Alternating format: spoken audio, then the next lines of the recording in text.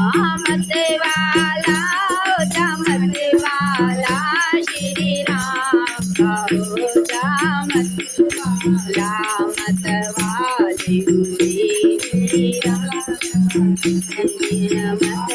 हुए प्रहलाद भगत नाम पे दर्श करा डाला श्री राम का ओ जामत।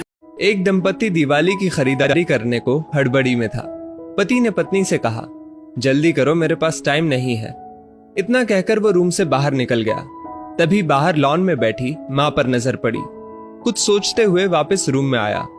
शालू, तुमने माँ से भी पूछा कि उनको दिवाली पर क्या चाहिए? शालिनी बोली, नहीं पूछा। अब उनको इस उम्र में क्या चाहिए होगा यार? 2 वक्त की रोटी और 2 जोड़ी कपड़े, इसमें पूछने वाली क्या बात है? वो बात नहीं है शालू, माँ पहली बार दिवाली पर हमारे घर में रुकी हुई है, वरना तो हर बार गांव में ही रहती हैं, तो औपचारिकता के लिए ही पूछ लेती। अरे इतना ही माँ पर प्यार उमड़ रहा है तो खुद क्यों नहीं पूछ लेते? झल्लाकर चीखी थी शालू और कंधे पर हैंडबैग लटकाते हुए तेजी से बाहर निकल गई। सूरज माँ के पास जाकर बोला, माँ हम लोग दिवाली की खरीदारी के लिए बाजार जा रहे हैं, आपको कुछ चाहिए तो?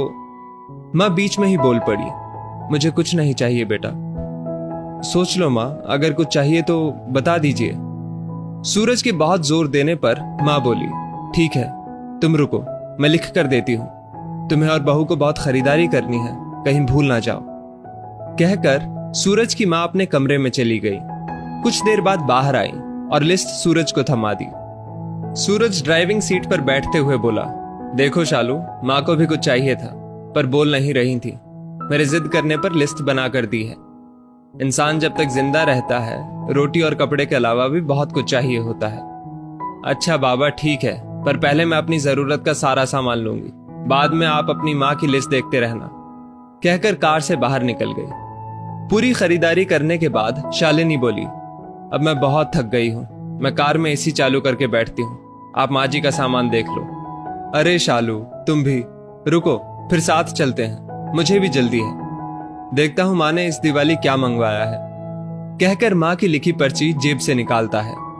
बाप रे, इतनी लंबी लिस्ट, पता नहीं क्या क्या मंगवाया होगा। सूरज ने कहा, जरूर अपने गांव वाले छोटे बेटे के परिवार के लिए बहुत सारा सामान मंगवाया होगा। और बनो श्रवण कुमार। कहते हुए शालिनी गुस्से से सूरज की ओर देखने लगी, पर यह क्या? सूरज की आंखों में आंसू और लिस्ट पकड़े हुए हाथ सूखे पत्ते की तरह हिल रहा था। पूरा शरीर कांप रहा था। शालिनी बहुत घबरा गई। क्या हुआ?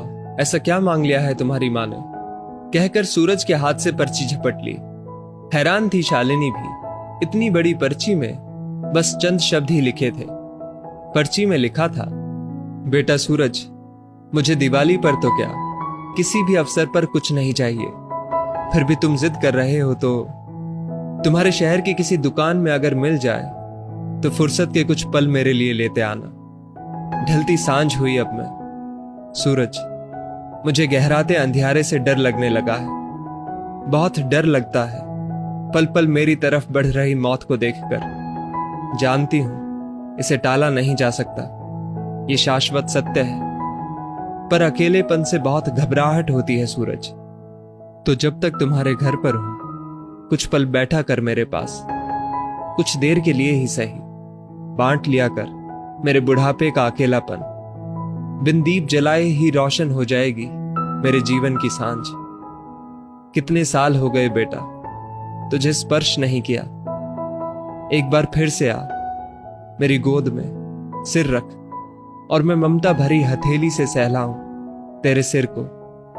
एक बार फिर से इतराए मेरा हृदय मेरे अपनों को करीब, बहुत करीब पाकर, और मुस्कुरा कर मिलूं मौत के गले। क्या पता अगली दिवाली तक रहूं ना रहूं। पर्ची की आखिरी लाइन पढ़ते पढ़ते शालिनी फपक फपक कर रो पड़ी। ऐसी ही होती है मां। दोस्तों, अपने घर के उन विशाल हृदय वाले लोग जिनको आप बूढ़े और बुढ़िया की श्रेणी में रखते हैं, वो आपके जीवन के कल्पतरु हैं। उनका यथोचित सम्मान और देखभाल करें। यकीन मानिए, आपके भी बूढ़े होने के दिन नजदीक ही हैं। उसकी तैयारी आज से कर लें, इसमें कोई शक नहीं।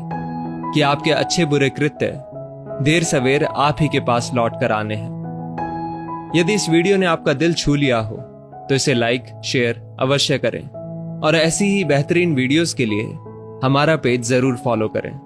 धन्यवाद। सारी जिंदगी घूम ली जन्नत की तलाश में, तलाश तुरंत खत्म हो जाती अगर 2 पल बैठ जाता तू अपने माँ बाप के पास में।